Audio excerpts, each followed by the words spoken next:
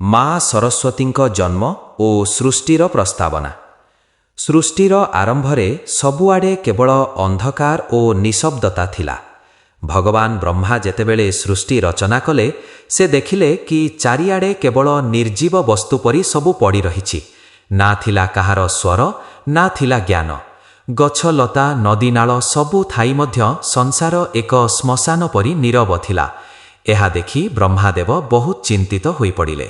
ମାଙ୍କ ଆବିର୍ଭାବ। ବ୍ରହ୍ମାଦେବ ନିଜର ଏହି ଦ୍ୱନ୍ଦ୍ୱ ଦୂର କରିବା ପାଇଁ ଭଗବାନ ବିଷ୍ଣୁଙ୍କୁ ସ୍ମରଣ କଲେ।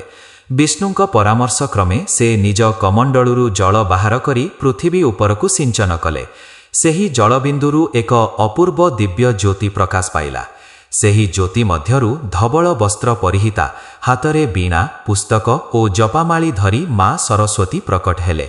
ମାଙ୍କ ସେହି ଶାନ୍ତ ଓ ଶୁଭ୍ର ରୂପ ଦେଖି ବ୍ରହ୍ମାଣ୍ଡ ଆଲୋକିତ ହୋଇଉଠିଲା। ବ୍ରହ୍ମାଦେବ ପ୍ରାର୍ଥନା କଲେ, ହେ ମା, ଏହି ସୃଷ୍ଟିରେ ଚେତନା ଭରିଦିଅ। ମା ସରସ୍ୱତୀ ଯେତେବେଳେ ନିଜ ବୀଣାର ତାରକୁ ସ୍ପର୍ଶ କଲେ, ସେଥିରୁ ଏକ ଗମ୍ଭୀର ଓଙ୍କାର ଧ୍ୱନି ବାହାରା। ଧୀରେ ଧୀରେ ନଦୀର କଳକଳ ନାଦ, ପକ୍ଷୀଙ୍କ କାକଡ଼ି ଏବଂ ପବନର ସୁ ସୁ ଶବ୍ଦରେ ପୃଥିବୀ ମୁଖରିତ ହୋଇଥିଲା। ମଣିଷକୁ କଥା କହିତା ଶକ୍ତି ମିଳିଲା ଏବଂ ଜ୍ଞାନର ଉଦୟ ହେଲା। ସେଥିପାଇଁ ମାଙ୍କୁ ବାଗ୍ ଦେବୀ ବା ବାଣୀର ଦେବୀ କୁହାଯାଏ।